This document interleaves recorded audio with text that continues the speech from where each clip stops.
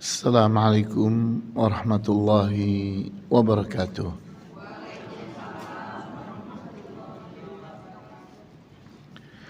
Innal hamdalillah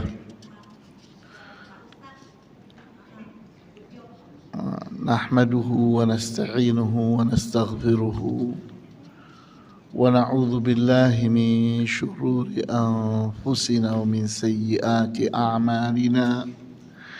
من يهده الله فلا مضل له ومن يضلل فلا هادي له وأشهد أن لا إله إلا الله وحده لا شريك له وأشهد أن محمدا عبده ورسوله لا نبي بعده نصلي ونسلم على رسولنا الأمين وعلى آله وأصحابه ومن تبعهم بإحسان إلى يوم الدين وبعد.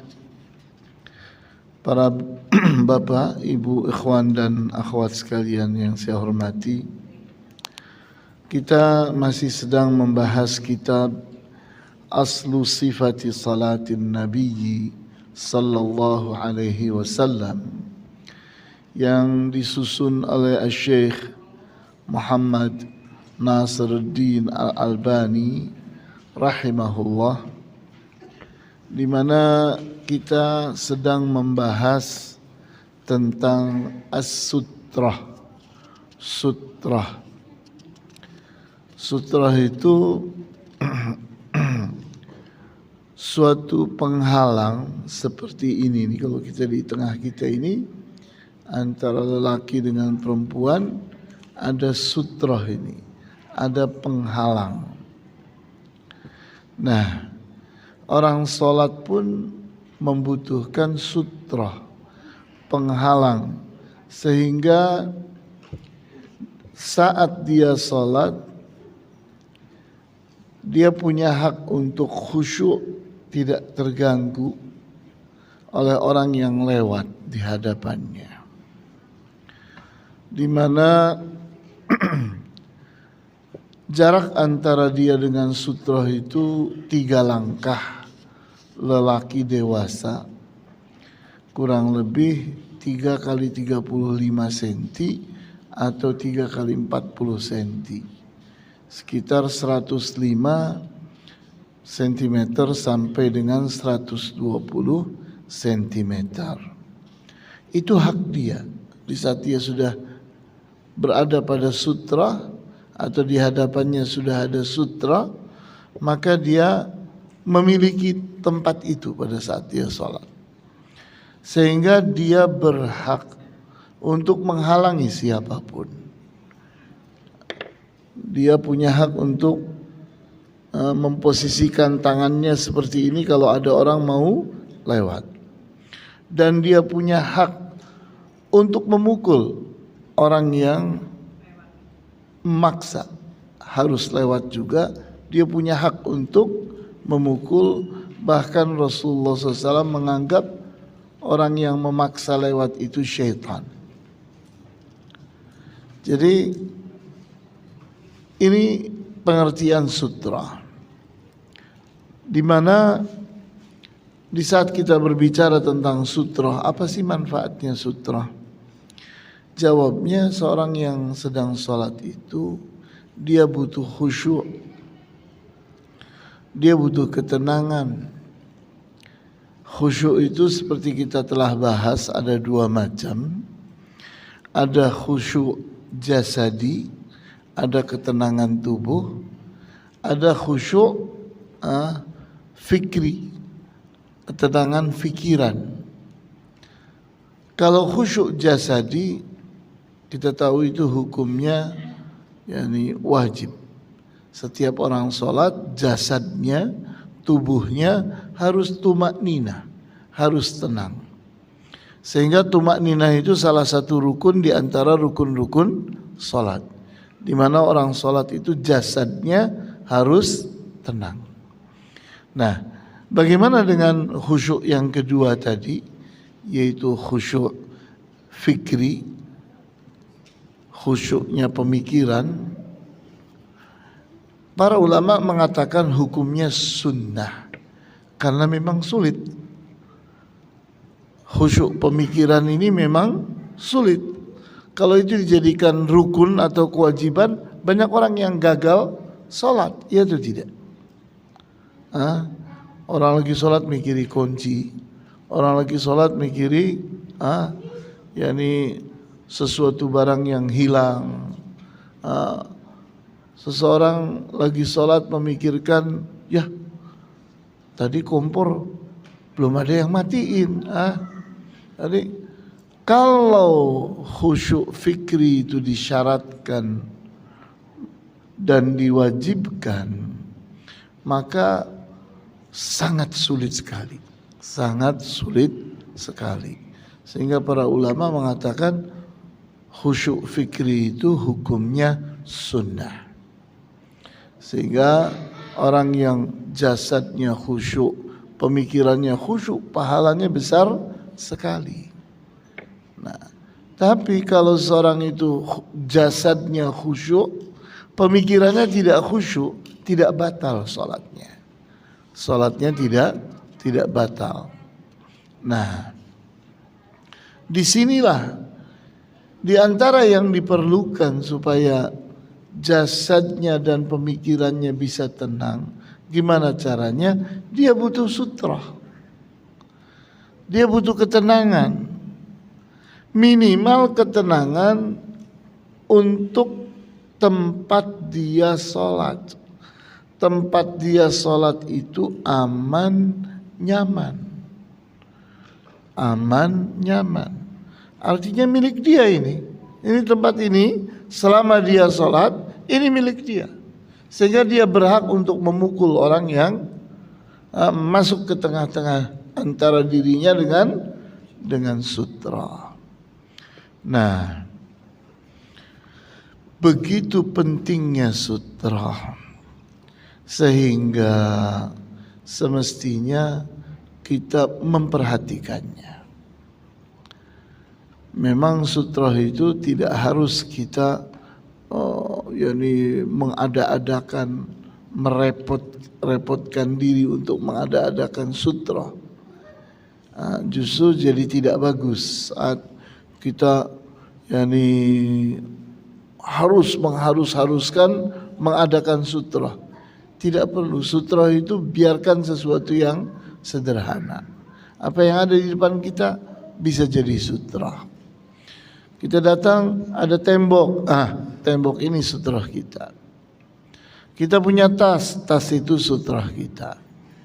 Kalau zaman Rasulullah ada tombak itu sutra kita. Ada anak panah tancapkan, itu sutra kita. Yani apa yang kira-kira orang lain segera paham bahwa ini adalah sesuatu yang menjadi sutra orang lagi sholat ini, maka itulah sutra. Termasuk boleh kita menjadikan orang yang ada di depan kita jadi sutra. Kita menjadikan binatang. Ini ada unta lagi di depan kita ini, atau ada keledai di depan kita, ada kuda di depan kita. Maka kita sholat menghadap bagian dari kuda itu atau binatang itu. Jadikan binatang itu jadi sutra kita. Selagi binatangnya diam, bukan binatang lagi lari-lari, binatang yang sedang diam. Nah, jadi gambaran tentang sutra itu seperti itu. Kemarin kita sempat membahas 2 hadis di antaranya. Maka kita ulang singkat hadis yang sudah kita bahas kemarin itu, di mana yang pertama adalah hadis yang diriwayatkan oleh An-Nasa'i dan Ahmad dari sahabat yang bernama Abdullah ibnu Umar. Dikatakan di sini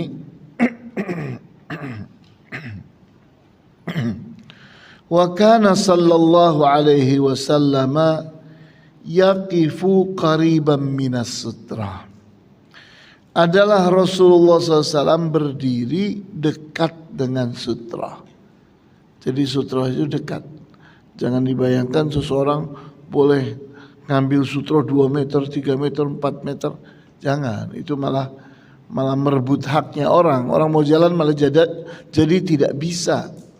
Orang punya hak juga untuk jalan di depan kita, iya atau tidak?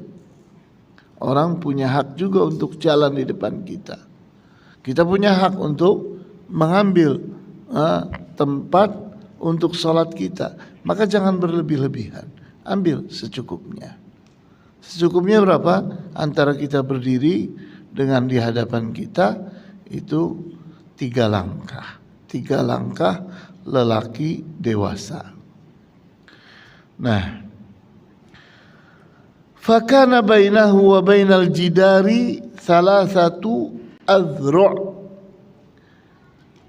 Antara tubuh Rasulullah SAW dengan tembok, jadi beliau waktu itu menjadikan tembok sebagai sutra beliau. Itu jarak antara tubuh beliau dengan tembok itu salah satu azru', 3 zira', 3 hasta, 3 hasta orang dewasa. Ini 1 hasta kurang lebih 35 cm sampai 40 cm. Kita bayangkan saya yang ukuran pertengahan, tinggi saya kurang lebih 163 cm. Ini 1 hastanya. Tapi kalau ada di antara kita yang tinggi, mungkin 2 meter tingginya, mungkin 1 hastanya bisa 40 cm. Nah, wa baina mawdi'i sujudihi wal jidari mamarru syatin. Dan di antara tempat beliau sujud dengan tembok itu ada jarak untuk lewatnya kambing.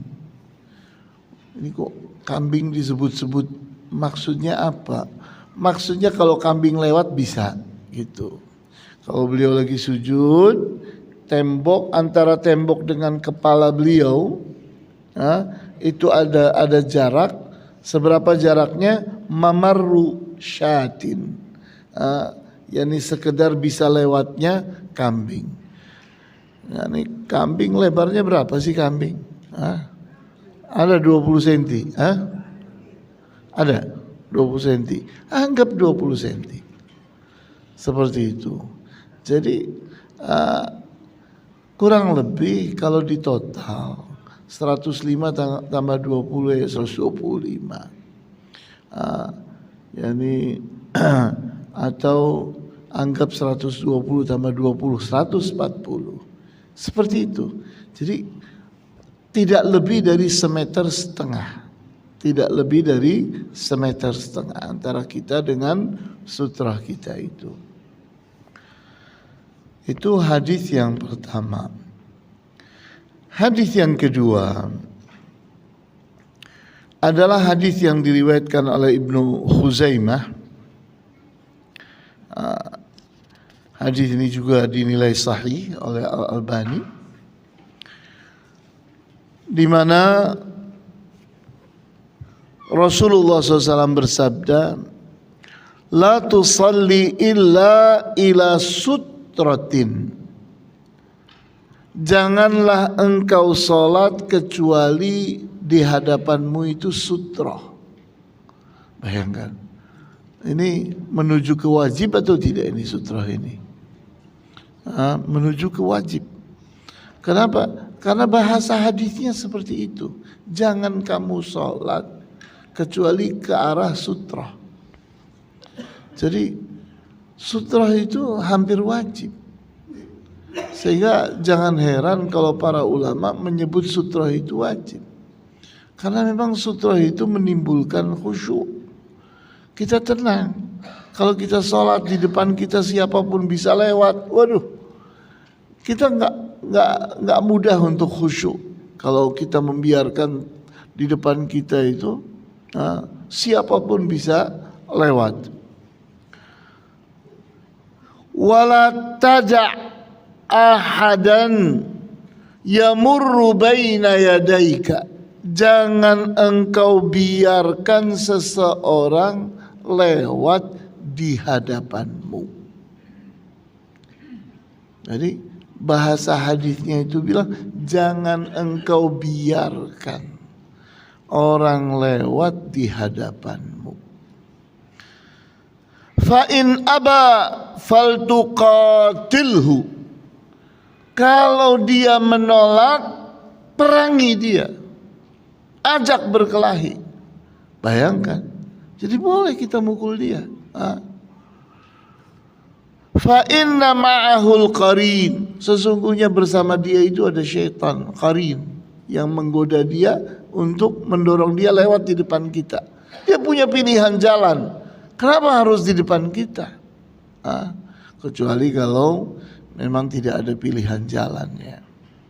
Tapi seseorang lewat belakang saya bisa, lewat di hadapan saya sana setelah sutro bisa. Kok maksa harus antara saya dengan sutro? Nah, ini berarti tidak menghargai orang salat. Setan nih orang. Berarti orang ini tergoda oleh syaitan. Nah,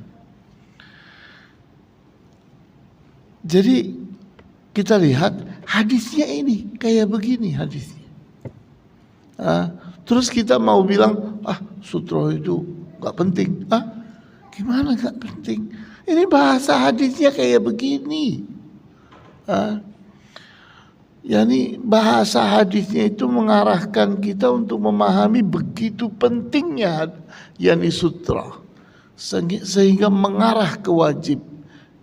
Jadi kalau ada sebagian ulama mengatakan sutra itu hukumnya wajib, ya jangan heran hadisnya kayak gini. Kemudian hadis yang ketiga. Hadis yang ketiga itu diriwayatkan oleh Abu Dawud, An-Nasai, At-Tahawi, Al-Hakim, Al-Baihaqi, di mana sahabat periwayat hadis ini adalah Suhail ibnu Abi Hathmah. Suhail ibnu Abi Hathmah. Nah, di mana pada hadis ini Rasulullah SAW bersabda, "Idza shalla ahadukum ila sutratin falyadnu minha."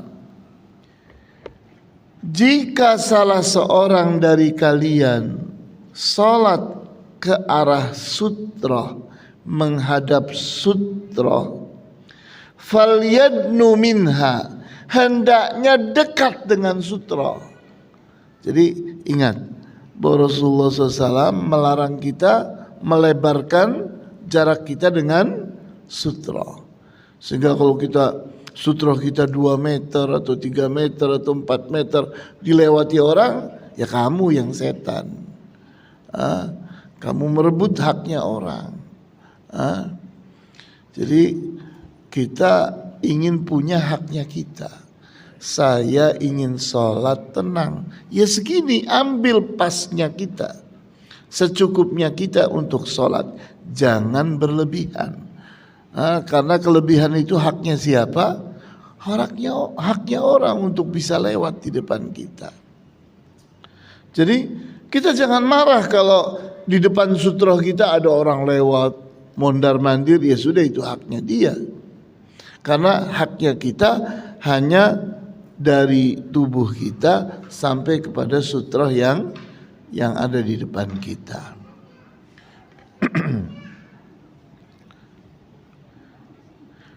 La yaqta'i syaitanu alaihi salatahu. Tidaklah syaitan memotong, memutus salatnya. Tidaklah syaitan memutus atau memotong salatnya. Artinya apa? Artinya kalau kita itu sudah pasang sutra, sudah ada di hadapan kita sutra, dan jarak kita tidak berlebih-lebihan, maka yakni salat kita sudah tidak potong lagi, tidak putus disebabkan oleh apapun yang lewat di depan kita. Jadi kan nanti insya Allah akan ada bahasan salat itu bisa batal dikarenakan ada perempuan haid lewat di depan kita. Tapi kalau perempuan haid itu yakni lewat dan jaraknya itu sudah melewati sutra, itu sudah tidak mengganggu lagi. Sudah tidak mengganggu lagi. Sehingga biarkan saja lewat. Itu haknya dia kok. Haknya saya yang lagi sholat ini hanya antara saya dengan sutra. Lebihnya di sana itu haknya siapapun. Sehingga sudah tidak putus karena setan atau karena sebab yang lain. InsyaAllah bisa dipahami ya. Nah, kemudian pada hari ini kita ingin menambahi pembahasan terkait dengan sitrah ini. Hadis yang akan kita bahas ini diriwayatkan oleh Al-Bukhari, Muslim, Al-Baihaqi dan Ahmad. Hadis yang sahih.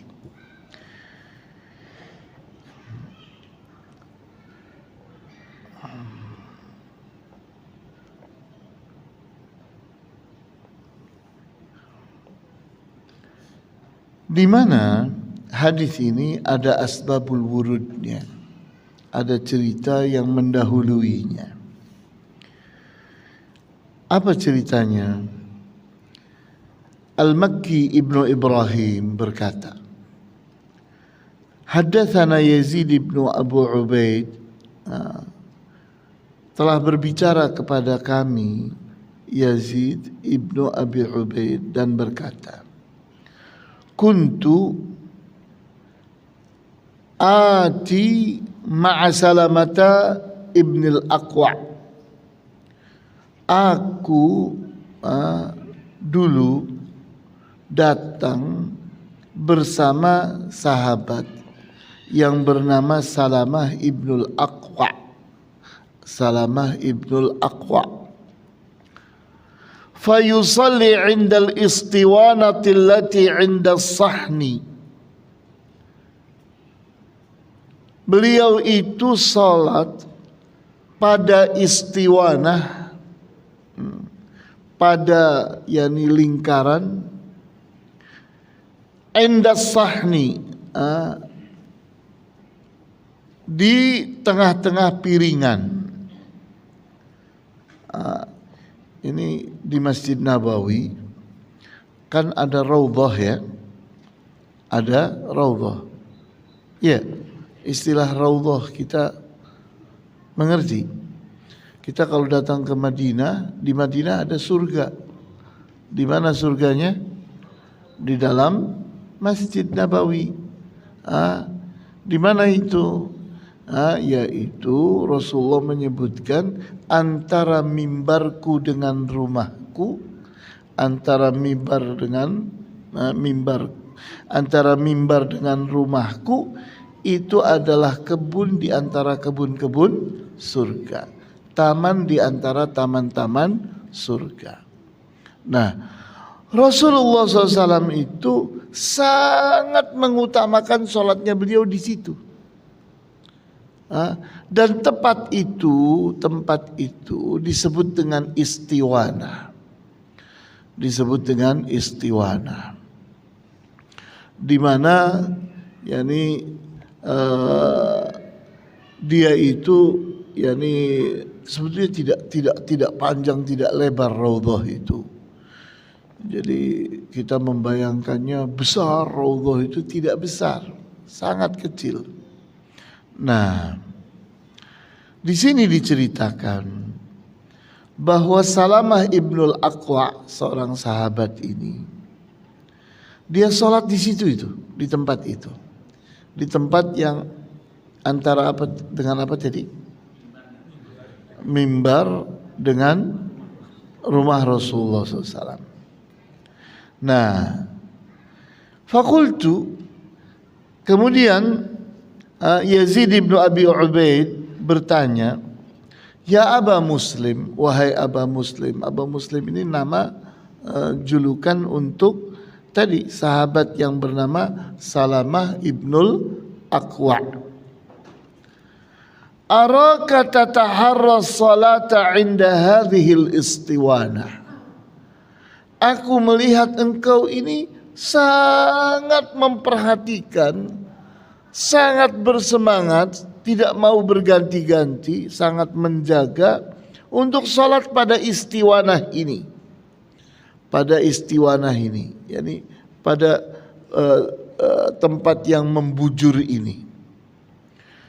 Kemudian qala fa inni, maka Salamah ibnul Aqwa pun menjawab, fa inni, sesungguhnya aku ra'aitun nabiyya sallallahu alaihi wasallam, aku melihat Nabi sallallahu alaihi wasallam yataharra salata indaha. Aku melihat Rasulullah SAW itu sangat perhatian untuk sholat tuh di sini. Sangat beliau jaga kalau sholatnya di situ tempatnya beliau. Nah, kita lihat di mana Rasulullah SAW diceritakan pada hadis ini, hadis yang tadi kita sebut, diriwayatkan oleh Al-Bukhari, Muslim dan Al-Baihaqi. Itu tadi asbabul wurudnya. Maka dikatakan wa kana ahyanan, dan adalah Rasulullah SAW kadang-kadang yataharras salata, berusaha menjaga salat beliau itu indal istiwana, tempatnya pada al-istiwana allati fi masjidihi, yang ada di masjid beliau, yaitu Masjid Nabawi. Nah, jadi kita lihat Salamah ibnul Aqwa menceritakan perbuatan beliau itu ada dasarnya. Dasarnya adalah perbuatannya Rasulullah sallallahu alaihi wasallam. Kemudian pada hadis berikutnya adalah hadis yang diriwayatkan oleh Al-Bukhari, Muslim, Abu Dawud, Al-Baihaqi dan Ahmad dari sahabat yang bernama Abdullah ibnu Umar. Disebutkan, wa kana idza shalla fi fadha'in laisa fihi syai'un yastatiru bihi gharaza baina yadayhi harbatan fa shalla ilaiha wan nasu wara'ahu. Dan adalah Rasulullah sallallahu alaihi wasallam kalau salat di lapangan, di sesuatu yang terbuka, laisa fihi syai'un, tidak ada sesuatu yang bisa dijadikan sebagai sutrah, yastatiru bihi, yani kalau beliau salat di tempat yang lapang, tidak ada sesuatu yang bisa dijadikan sutrah seperti tembok misalnya, ada tiang atau pohon. Apa yang beliau lakukan? Gharaza, beliau tanam, beliau tancap, baina yadaihi, di hadapan beliau, harbatan, tombak. Beliau tancap tombak di hadapan beliau. Fasalla ilaiha, maka Rasulullah salat menghadap kepada tombak itu, wan nasu wara'ahu, sedangkan orang-orang yang berjamaah menjadi makmum beliau ada di belakang beliau. Jadi kita lihat di sini bahwa yang perlu punya sutra itu hanya imam, sehingga makmum itu ikut dengan sutrahnya imam. Nah, kemudian kita ingin berfokus sedikit kepada al-istiwanah. Tadi apa ya al-istiwanah? Apa? Satu sih sama tempat sholatnya siapa? Rasulullah SAW. Yang sering disebut apa namanya? Rawdatul Jannah, taman surga. Nah,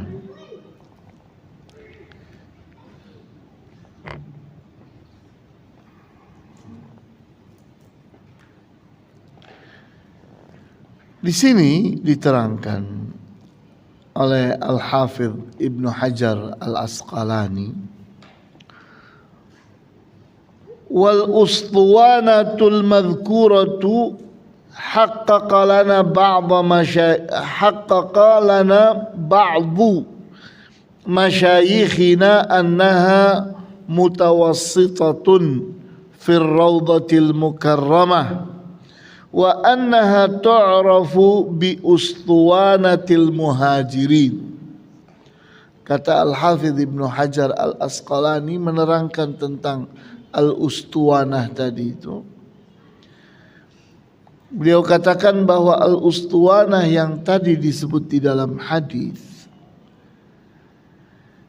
itu, kata Ibnu Hajar, bahwa para guru kami, para ulama kami itu menerangkan bahwa al-ustuwanah itu ada di tengah, di mana di ar-rawdah al-mukarramah, rawdah yang mulia itu.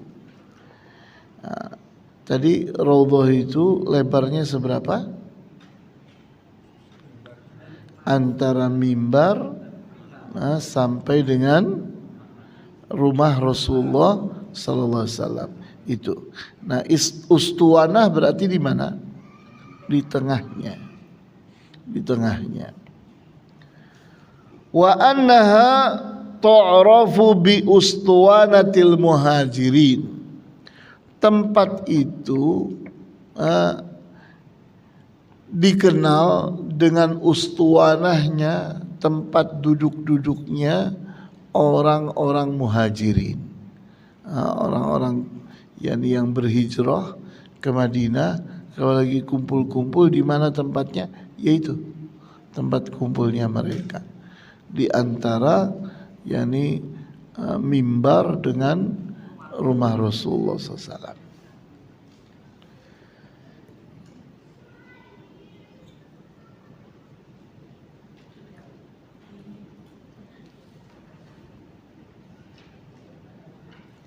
Kemudian kita kembali lagi ingin fokus kepada sutra,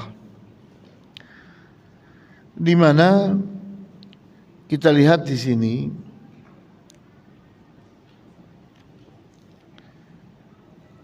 di antara para ulama yang mewajibkan sutra itu Al-Imam Ahmad Ibnu Hanbal. Al-Imam Ahmad Ibnu Hanbal. Sehingga disebutkan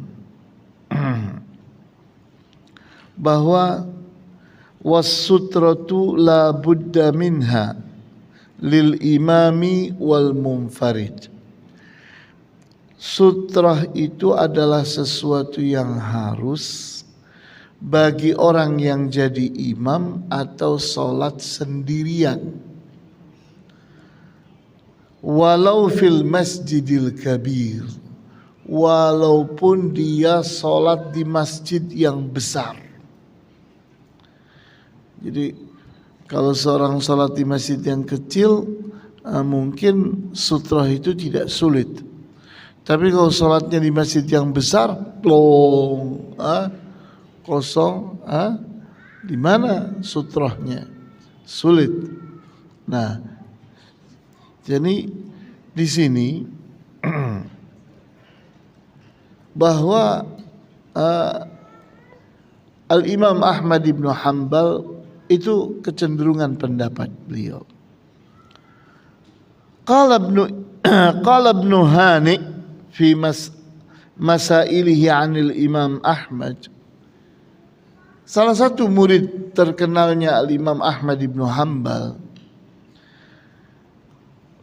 dalam kitab pertanyaan-pertanyaan beliau kepada Al-Imam Ahmad ibn Hanbal, di antaranya beliau menerangkan, Ra'ani Abu Abdillah yakni Imam Ahmad. Kata Ibnu Hani, aku dilihat oleh Abu Abdillah. Abu Abdillah itu Al-Imam Ahmad ibn Hanbal. Yauman wa ana usalli, di suatu hari aku sedang salat. Wa laisa baina yadayya sutratun, sedangkan di hadapanku tidak ada sutra.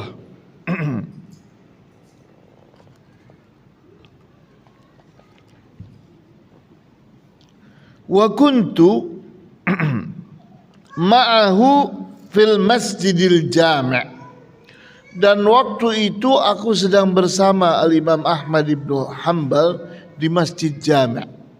Masjid Jami' itu artinya masjid besar yang dilaksanakan padanya salat Jum'ah.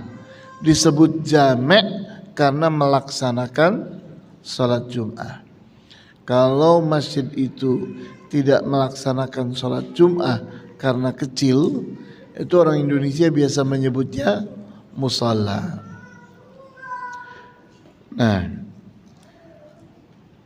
faqala li istatir bi syai', maka aku ditegur oleh Al-Imam Ahmad ibn Hanbal, istatir bi syai', hendaknya engkau menegakkan sutra dengan apapun. Hendaknya engkau menegakkan sutra dengan apapun. Jadi Al-Imam Ahmad ibn Hanbal tidak mengharuskan sutra itu harus apa. Fastatartu birajulin, maka aku jadikan ada seseorang jadi sutraku. Jadi di sini Imam Ahmad ibn Hanbal sudah tidak lagi mempermasalahkan. Kenapa? Sudah ada sutrahnya. Ternyata sutrahnya adalah siapa? Manusia. Antum ada orang lagi duduk, lagi baca Quran, antum salat di belakangnya. Boleh itu. Jadikan orang lagi duduk itu sutrah kita. Atau orang lagi salat, kita salat di belakangnya. Menjadikan dia menjadi sutrah kita. Kemudian jadi kita lihat di sini begitu kerasnya sikap Al-Imam Ahmad ibn Hanbal sehingga dalam bentuk perintah, di mana murid beliau tadi, nama murid beliau siapa tadi namanya? Ibnu Hani. Saya minta antum menghafalkan ini supaya antum tahu ada rujukannya ini, bahwa yang kita bahas ini ada rujukannya. Di mana rujukannya memang bukan hadis. Karena ini pendapat salah satu imam di antara 4 imam, kan begitu. Siapa imam ini? Al-Imam Ahmad ibnu Hanbal. Nah, apa dasar kita? Apa rujukan kita? Rujukan kita dialog beliau dengan siapa? dengan murid beliau yang namanya tadi siapa? Ibnu Hani. Ibnu Hani. Nah, di mana Ibnu Hani sholat tapi di depannya tidak ada sutra, maka Al-Imam Ahmad Ibnu Hanbal memerintahkan istatir, ini perintah, ambil sutra sekedar dengan apapun, istatir bisyai, tegakkan sutra apapun, kata Al-Imam Ahmad Ibn Hanbal, apapun. Sehingga jangan heran kalau sebahagian ulama mengatakan kalau tidak ada apa-apa, adanya pensil ya pensil, tidak ada apa-apa kecuali tas ya tas. Pokoknya kita berusaha untuk ada di depan kita sutra.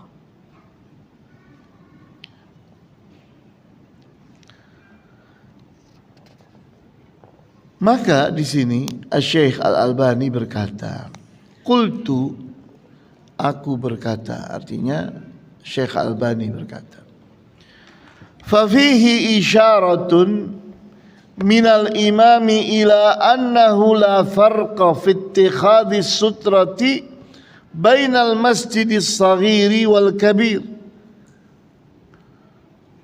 Omongan dari Al-Imam Ahmad Ibn Hanbal kepada Ibnu Hani pada saat mereka berdua berada di Masjid Jami',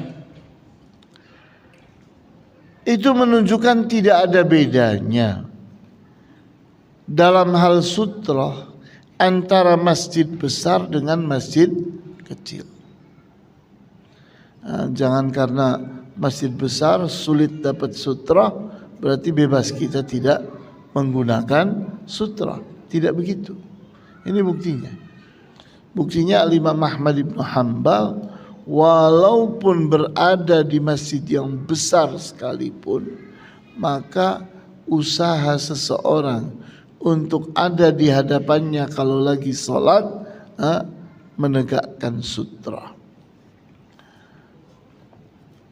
Kemudian kata Syekh Al-Albani, wa huwal haq, dan itu yang benar. Jadi membenarkan.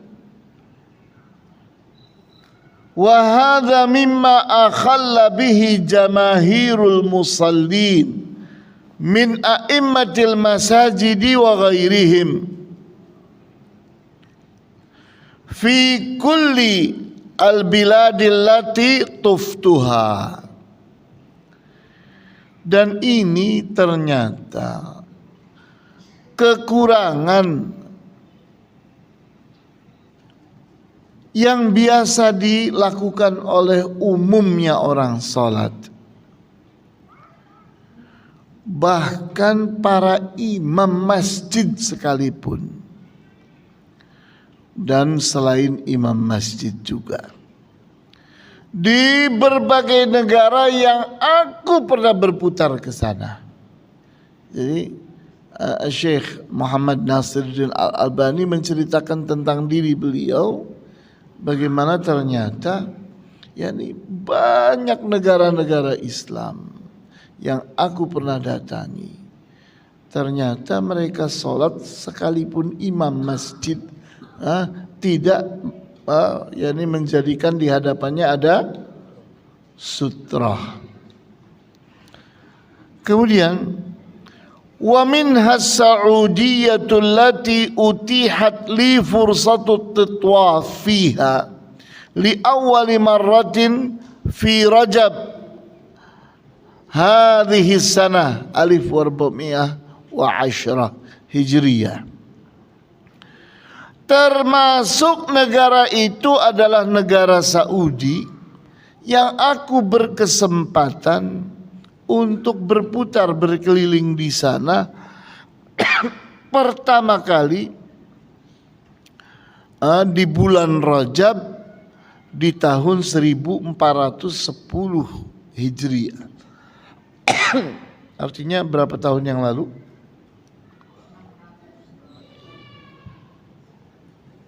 (1410). Kita sekarang di berapa, tahun berapa? 1446. Ini kita bulan Muharram ini. Kita bulan Muharram 1446. Nah, berarti sudah 36 tahun yang lalu. Tapi kalau sekarang sih insya Allah di mana-mana orang sudah memperhatikan sutra. Artinya perhatian beliau itu ternyata disambut. Karena memang kitab sifat salat Nabi ini termasuk kitab rujukan yang penting sekali. Sehingga yang baca ya sudah jutaan orang kitab ini. Artinya di mana-mana orang sudah mulai perhatian kepada sutra. Bahkan perhatiannya itu sampai kelewat-lewat ya, sampai bikin ratusan kayu-kayu sutra itu ya. Dari perhatiannya kepada sutra sampai sebegitu besar perhatian mereka. Tapi ini pun harus dihindari, artinya jangan sampai kita menyulitkan siapapun. Karena aslinya sutra itu dari zaman Rasulullah sesuatu yang sederhana. Jangan diada-adakan. Kalau diada-adakan nanti bikin sulit. Iya atau tidak? Jadi kayak misalnya seseorang sholat itu harus pakai baju yang bagus. Ya bagus itu. Tapi kalau kita mengharuskan orang itu sholat pakai baju yang bagus, memberatkan orang. Walaupun memang selayaknya orang sholat pakai baju yang bagus. Nah, biarkanlah sesuatu yang aslinya sederhana kembali kepada kesederhanaannya. Sehingga anak-anak muda yang mulai pada belajar sholat itu, mulai rajin sholat. Kalau kita bilang sholat itu harus menggunakan baju yang bagus, tambah nggak sholat, ya atau tidak? Jadi jangan kita kebablasan. Jangan kebablasan, niatnya baik.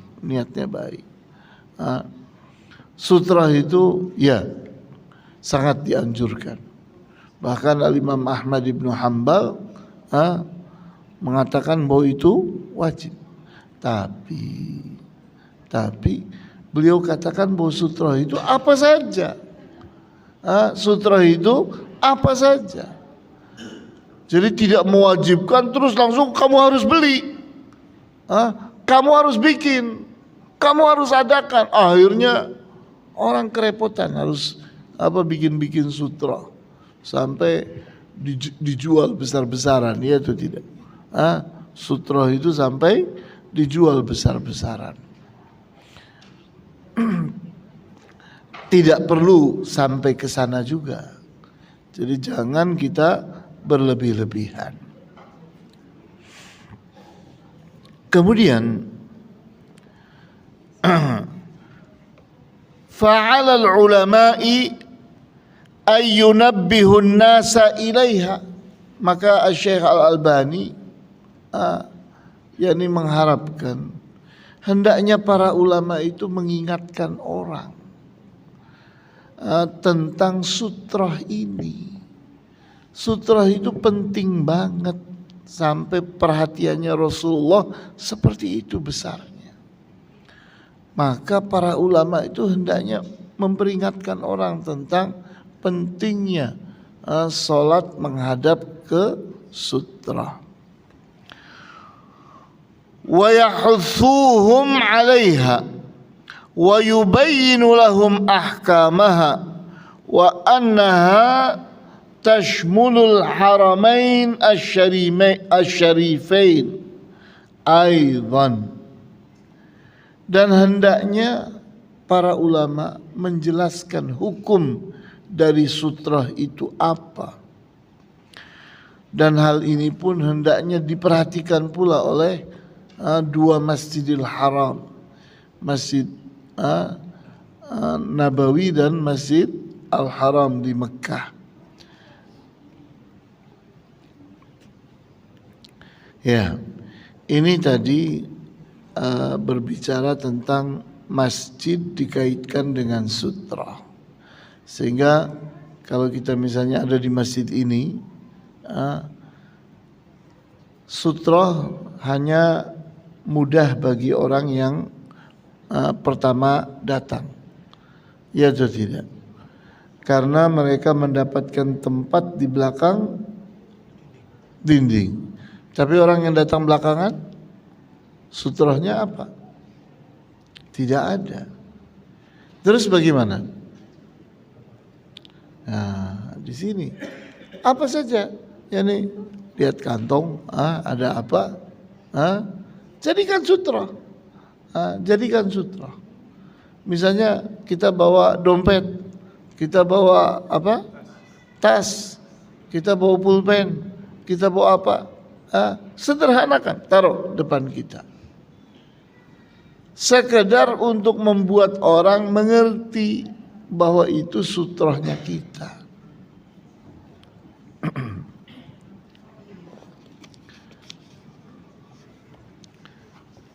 Kemudian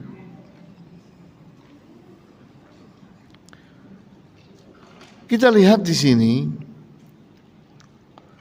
Abdullah bin Umar menceritakan bagaimana yani Rasulullah SAW menjadikan sutra itu berupa apa tadi? Tombak. Katanya, anna Rasulullah sallallahu alaihi wasallam kana idza kharaja yaumal Eid amara bil harbati fatudha'u baina yadayhi fayusalli ilaiha wan nasu wara'ahu. Adalah Rasulullah SAW kalau keluar di hari Lebaran, di hari Id. Salat Id di mana? Di lapangan. Maka beliau pun memerintahkan orang, ayo bawa tombak. Bawa tombak. Fatudha'u baina yadayhi, maka tombak itu ditancapkan di hadapan beliau. Fayusalli ilaiha, maka beliau salat menghadap kepada tombak itu. Wan nasu wara'ahu, dan orang-orang yang jadi makmum itu salat di belakang beliau.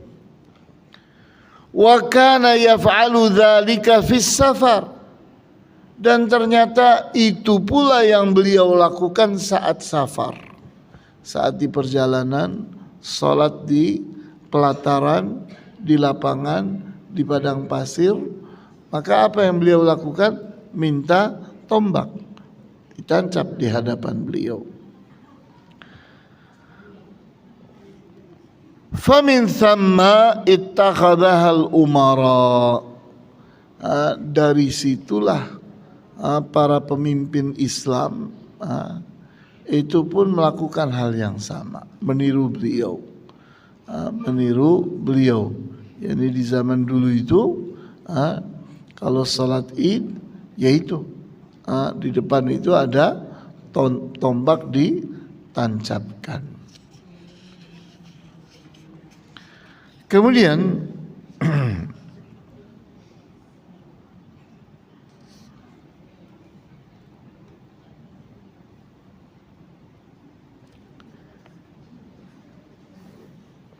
di riwayat yang lain dari Ibnu Majah, An-Nasai dan Ahmad, itu diceritakan dengan lafaz begini. Kana yakhruju ma'ahu yaumal fitri bi'anazatin. Jadi Abdullah bin Umar itu menceritakan, katanya adalah Rasulullah SAW di hari Idul Fitri membawa anazah. Anazah itu ya tombak tadi. Fayurakkizuha baina yadayhi, maka tombak itu anazah tadi ditancapkan di hadapan beliau. Fayusalli ilaiha, dan beliau pun salat menghadapnya. Hadis ini, hadis yang diriwayatkan oleh Ibnu Majah, An-Nasai dan Ahmad, itu sanadnya oleh Al-Albani dinilai sahih.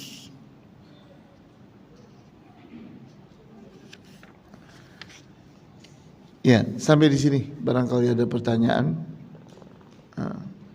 silakan. Ya.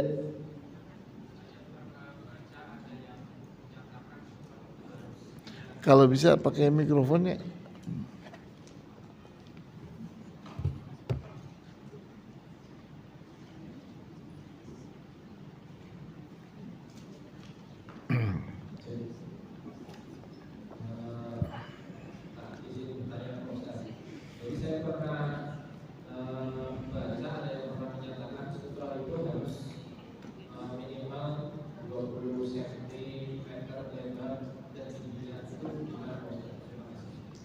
Ya, nanti ini justru yang akan kita bahas berikutnya, di mana Rasulullah SAW kalau tadi diceritakan tombak, nah nanti hadis-hadis yang akan kita bahas insya Allah itu berbicara tentang bagian belakangnya, yakni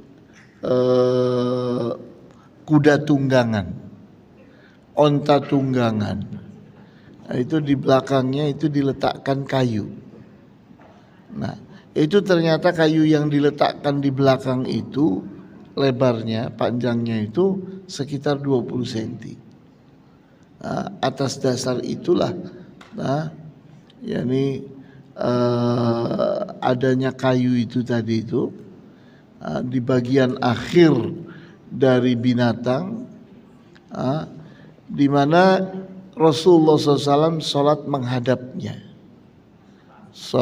menghadapnya, dan itu berikutnya dijadikan dasar bahwa yakni kayu yang 20 cm itu adalah minimal panjangnya sutrah. Itu sebagian madhab mengatakan begitu. Sebagian madhab menyatakan seperti itu, sehingga dikaitkan dengan apapun, kalau kita mau jadikan sutra minimal tingginya itu 20 cm.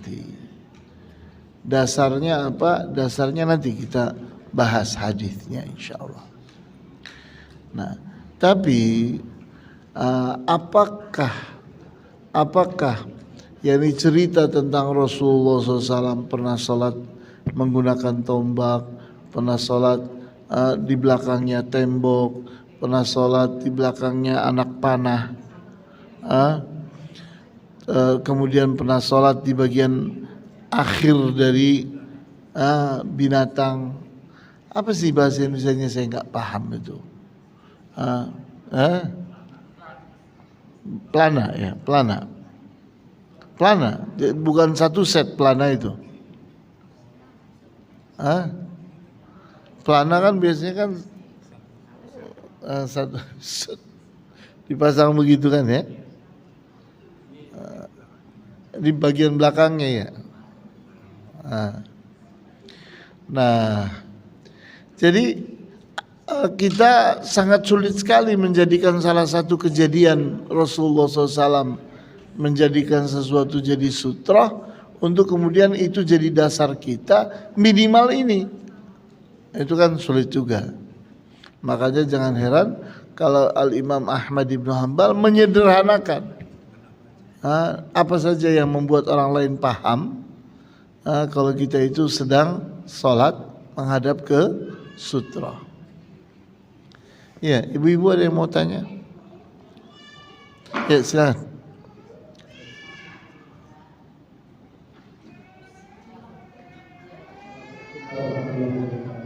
Assalamualaikum warahmatullahi wabarakatuh. kita membuat seseorang yang bersifat kita, apakah kita nggak tahu? Supaya dia nggak pergi gitu. Atau paling tidak Iya, iya itu salah satu problemnya kalau kita itu menjadikan orang atau binatang menjadi sutroh kita. Ya namanya binatang suatu saat bangun dia jalan.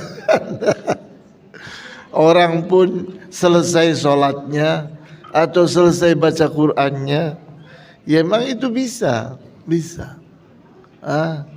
Tapi minimal pada saat kita ini memulai sholat, kita sudah niat ini loh sutrohnya saya. Jadi artinya seseorang itu sudah berbuat, sudah berusaha untuk ada sutroh di depannya. Karena dia dapat kesulitan nih, apa ini sutroh saya ini? Sedangkan yakni kita ingin kemudahan ya. Islam menerapkan kemudahan untuk kita. Jadi kalau kita tidak dapat sutroh, oh ini orang, udah kita sholat di depan orang. Orangnya pergi. Kalau izin nggak harus Pak. Oh tambah lagi Bapak, nanti tambah sulit lagi. Harus izin. Nanti kalau di depan kita ada onta, ada kuda, ada keledai, kan tidak perlu izin begitu. Ya silakan. Ya mana mikrofon ibu-ibu?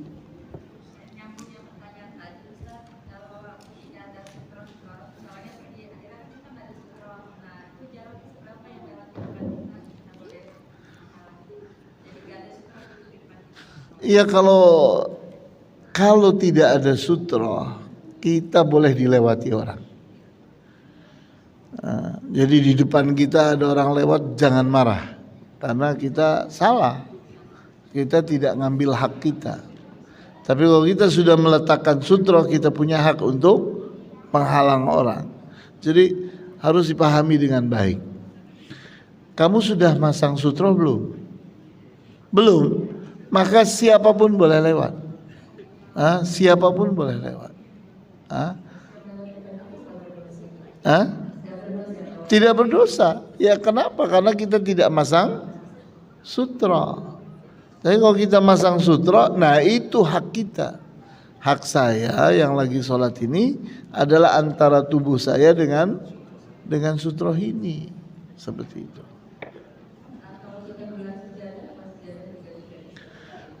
Nah, ini menarik sekali. Jadi kalau kita sudah pasang sejadah, apakah yakni kotak sejadah itu sudah jadi sutroh atau belum? Ya, logikanya sih sudah ya. Logikanya sudah. Tapi alangkah baiknya kalau kita sempurnakan dengan menegakkan sesuatu supaya kesan apa yang dipahami oleh para ulama bahwa sutroh itu harus tegak. Sutroh itu harus tegak. Seperti tombak, anak panah, kemudian bagian akhir dari pelana yang ada di kuda, yang ada di onta dan sebagainya. Itu kan sesuatu yang ditegakkan. Seperti itu. Iya. Ada lagi yang lain? Oh, ada kertas. Iya. Assalamualaikum. Ustaz salat di kamar menghadap tempat tidur. Sutrahnya tempat tidur. Tidak ada jarak. Boleh? Boleh. Tapi usahakan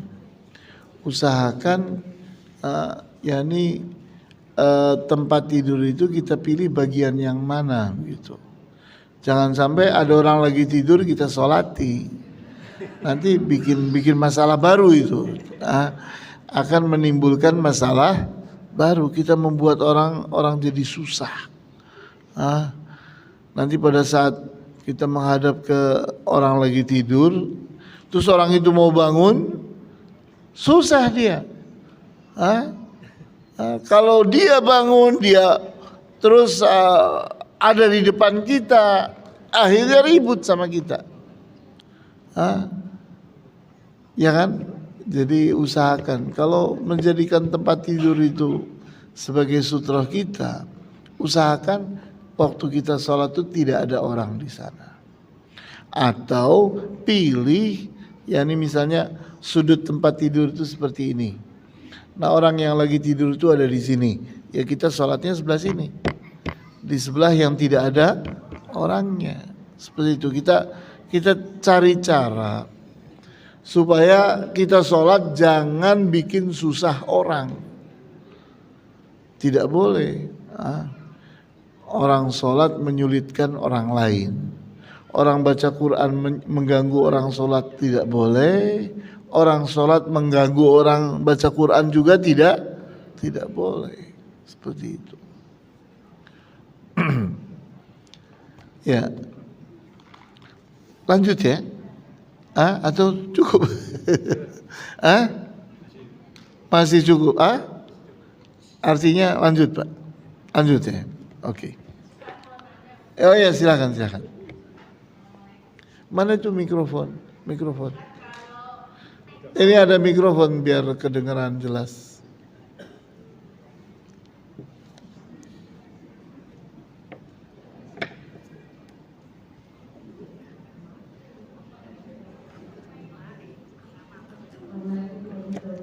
Assalamualaikum.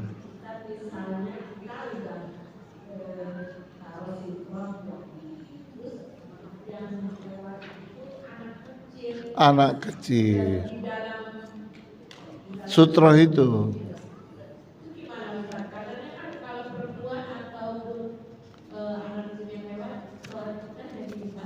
Oh enggak.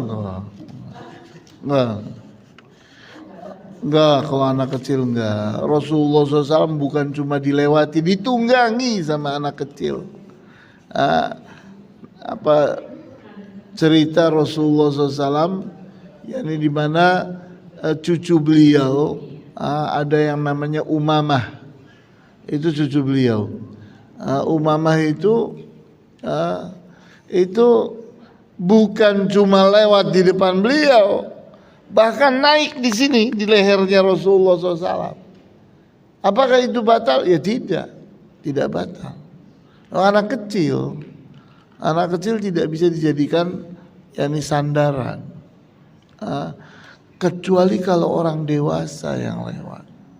Orang yang kita sudah menganggapnya ini orang berakal ini, bukan anak kecil. Itu boleh kita pukul itu. Tapi kalau anak kecil tidak, seperti itu. Kalau seandainya di luar sutra tapi agak jauh, Ustaz. Sutrahnya agak jauh. Lewatnya. Oh ya, nggak masalah. Tadi kan sudah kita bahas. Hak kita hanya berapa tadi Bu? Antara kita dengan sutroh berapa?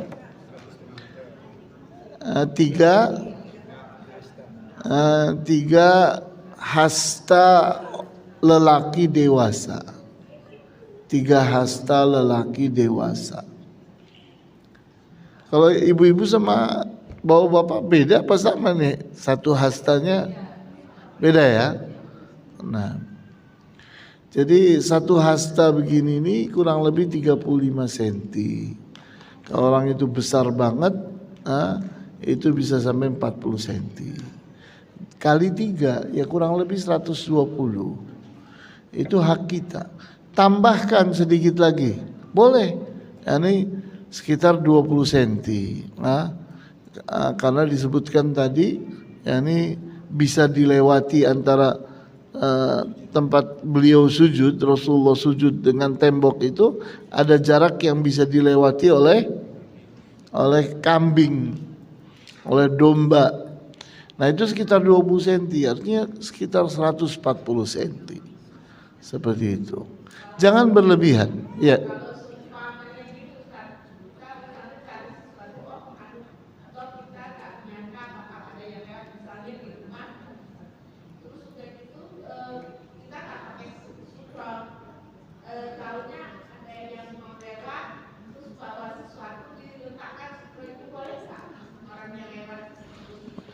Oh, ada orang berbaik hati memberi sutroh untuk kita.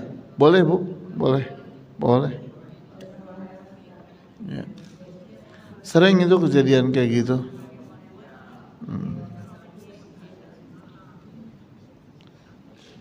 Ya, cukup ya. Kita lanjut. Nah, berikutnya kita perhatikan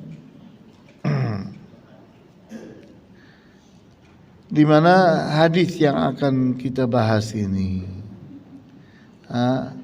adalah kumpulan beberapa hadis yang diriwayatkan oleh Al-Bukhari, Al-Baihaqi dan Ahmad dari yang juga sahabat bernama Abdullah ibnu Umar. Abdullah ibnu Umar. Wa ahyanan, dan terkadang kana ya'ridu rahilatahu fayusalli ilaiha. Rasulullah SAW itu terkadang menjadikan kendaraan beliau, binatang beliau, itu ada di depan beliau menjadi sutrah. Fayusalli ilaiha, beliau salat menghadap kepada kendaraan beliau, kepada binatang yang beliau kendarai. Nah, tapi ada catatan, tidak boleh salat yakni menjadikan binatang itu menjadi sutrah kita, tapi di kandangnya binatang itu tidak boleh. Iya, salat di kandang. Yani kita tahu kan yang namanya kandang itu kan biasanya jorok ya, kotor. Jadi tentunya tidak boleh. Tapi yang dimaksud di sini Rasulullah SAW berada di tempat yang memang layak untuk sholat. Kemudian di hadapan beliau ada binatang. Jadi tidak ada masalah dengan tempat itu. Ya. Tetap bersih, tidak ada najis di sana. Sehingga dikatakan di sini, wa hadza khilafus salati fi a'tanil ibil. Dan ini tentunya tidak sama dengan orang salat di tempatnya onta, di kandangnya onta, di tempat onta itu dipelihara. Fa innahu naha anha, malah sebaliknya Rasulullah malah melarang orang sholat di kandang onta, di tempat onta itu ditaruh. Misalnya di masjid ini di sebelah situ ada kumpulan sapi korban atau kambing korban, itu tidak boleh itu, tidak boleh karena itu kotor itu. Tidak layak untuk jadi tempat salat.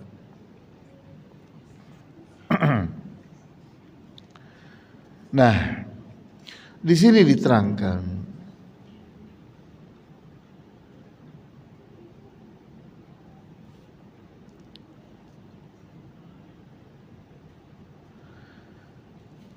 perkataan Rasulullah SAW diceritakan tadi, wa qauluhu ya'ribu bi fathil ya wa kasrir ra, ya'ribu. Itu di riwayat yang lain bi dhammil ya, yu'ribu, wa tashdidir ra, yu'arridu. Wa ma'nahu yaj'aluhu mu'taridatan bainahu wa bainal qiblah, di mana maksudnya adalah menjadikan binatang itu melintang di antara kita dengan kiblat. antara kita dengan kiblat. Ini sekedar contoh, misalnya jenazah. Kita sholat jenazah. Bagaimana caranya? Ya caranya dibuat si jenazah tadi melintang di depan kita. Melintang di depan kita antara kita dengan kiblat. Kalau kita terlambat misalnya sholat jenazah, jenazah sudah keburu dikuburkan, bolehkah kita sholat di kuburan? Boleh. Bagi orang yang tidak sempat menyolati jenazah di tempat disolatinya jenazah, maka di kuburannya kita datang. Nah, melintang. Jadi si jenazah tadi melintang. Yang bukan kepalanya menuju ke kita atau kakinya menuju ke kita, bukan, tapi seperti ini. Nah, begitu juga kuburan, sama, kuburannya ya begini di depan kita. Kita sholat, ini kuburannya seperti ini, ada di depan kita, antara kita dengan kiblat. Nah, begitu pula binatang. Begitu pula binatang. Saat kita menjadikan binatang itu jadi sutrah kita, maka bukan binatang yang ngadep ke sana kitanya sesuai dengan penghadapannya binatang, tidak. Tapi binatangnya melintang, malang, malang. Sedangkan kitanya, yakni ada menghadap bagian dari binatang ini, entah bagian akhirnya, tengahnya, depannya. Kemudian fafihi dalilun ala jawazi salati ilal haywan. Di sini perbuatannya Rasulullah SAW menjadikan kendaraan beliau itu jadi sutra, itu jadi dalil buat kita bahwa boleh kita itu salat menghadap kepada binatang. Wah, menyembah binatang. Ya tidaklah. Kita menyembah itu kan ada niatnya. Apa menyembah tanpa niat? Menyembah itu ada niatnya. Niat ingin menyembah binatang. Kita tidak ada. Ingin menjadikan binatang tadi menjadi sutra. Orang boleh nggak menyembah Ka'bah? Boleh. Boleh. Tapi kita sholat menghadap kepada Ka'bah kan? Kita sedang menyembah Ka'bah?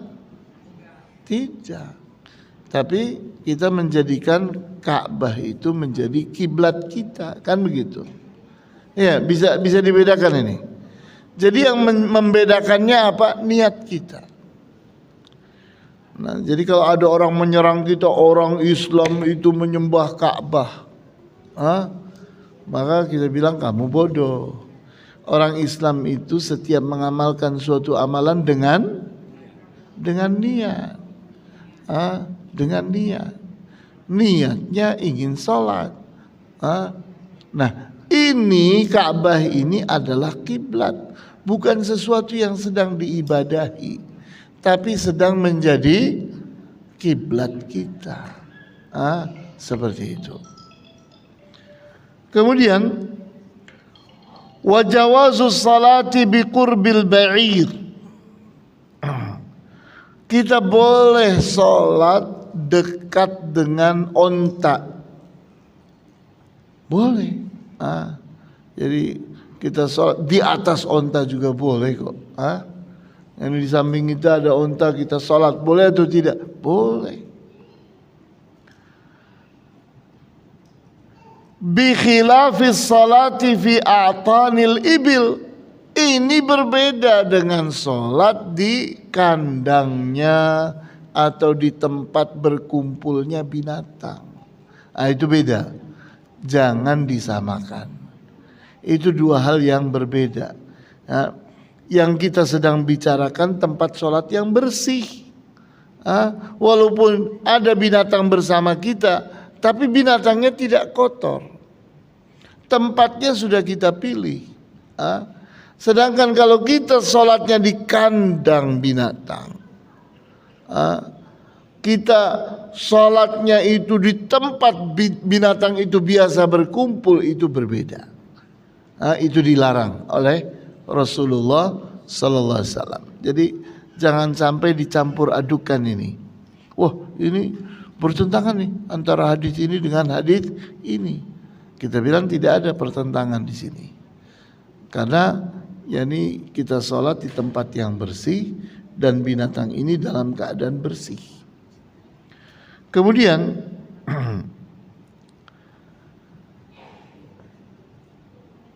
fa innaha makruhah.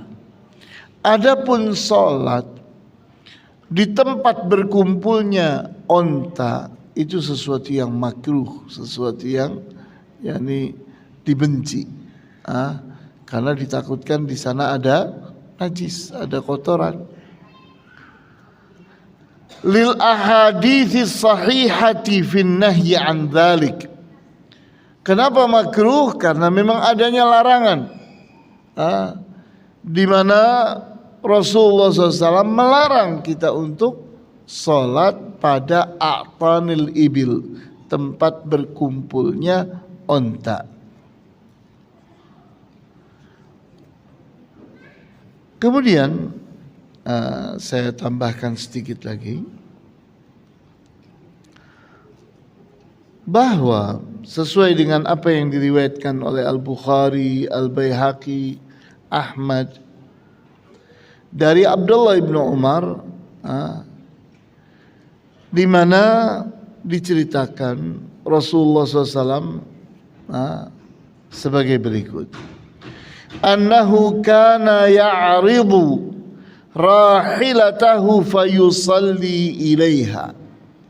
Adalah Rasulullah SAW yakni melintangkan binatang kendaraan beliau dan beliau salat menghadap kepadanya. Qultu afara'aita idza habbatir rikab. Qala kana ya'khudhu hadha ar-rahlu fayu'addiluhu fayusalli ila akhiratihi aw qala muakhirihi. Wa kana Ibnu Umar radhiyallahu anhuma yaf'aluhu. Kemudian bagaimana kalau binatangnya itu ternyata gelisah? Kita sholat, binatangnya tidak tenang. Maka di sini binatang itu hendaknya disiapkan terlebih dahulu. Kalau tidak, maka hendaknya sholat kepada bagian akhir dari binatang itu. Jadi misalnya ini binatang, binatang itu menghadap ke sana, nah kita sholatnya menghadap ke sini, di bagian akhir dari binatang itu, sehingga binatang itu tidak mengganggu kita kalau dia bergerak. Kalau dia bergerak, dia pergi ya sudah, sudah bukan nasib kita lagi. Kita sudah tidak punya sutra. Kenapa? Karena binatang ini bergerak. Jangan di bagian depannya, karena kita takut bahwa binatang ini akan bergerak.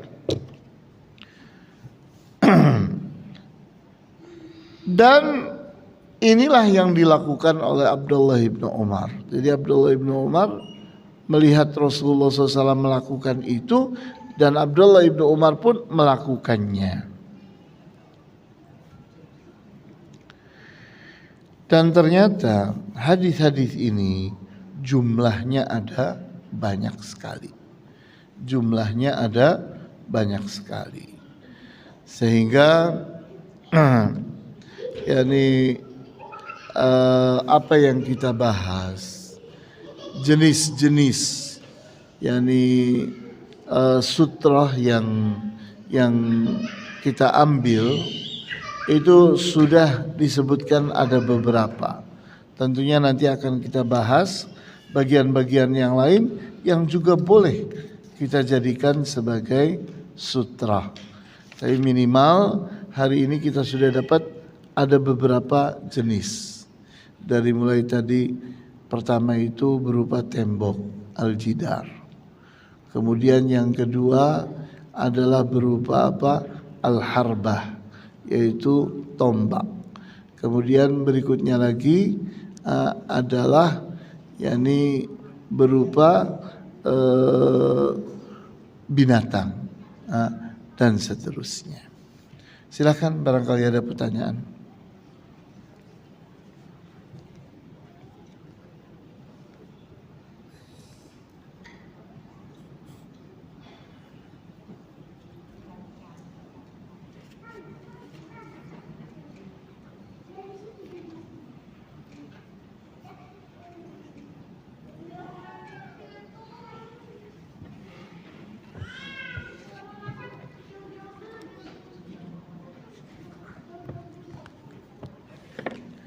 Iya, ada pertanyaan?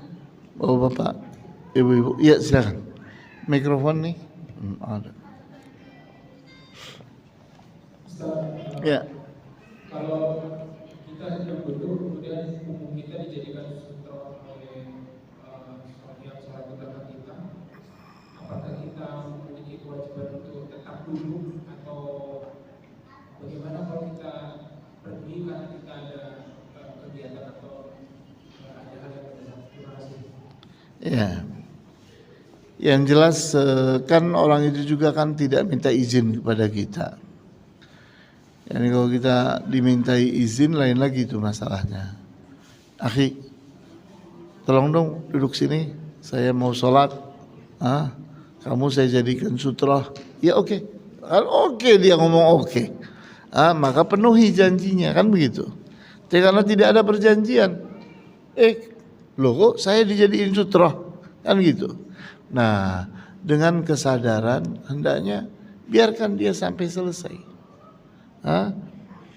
Kita dapat pahala sebagai sutra karena membantu dia. Dianya juga dapat pahala karena sholat di hadapan sutra. Ya itu tidak. Nah, hendaknya kita berusaha untuk tetap berada di sana menjadi sutra. Kalau ternyata kita punya sesuatu kegiatan yang sangat mendesak dan penting, lebih utama daripada jadi sutra, ya silahkan tinggalkan. Tapi kalau kita ukur-ukur, penting mana nih? Jadi sutra dapat pahala atau pergi tidak dapat pahala? Ya duduk aja terus. Karena dapat pahala kita membantu orang yang lagi sholat. Kayak misalnya antum ngucuri orang wudhu. Misalnya ada kakek-kakek bilang, nih nak tolong dong saya mau wudhu, kamu yang kucurkan. Kita kucurkan, dapat pahala enggak? Dapat pahala karena kita membantu orang yang berwudu. Ya seperti itu.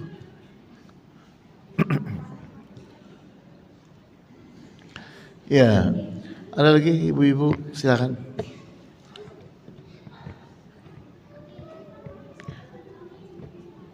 Insyaallah pelajaran kita sederhana, tidak sulit. Tapi kita sedang menegakkan sunnah ya.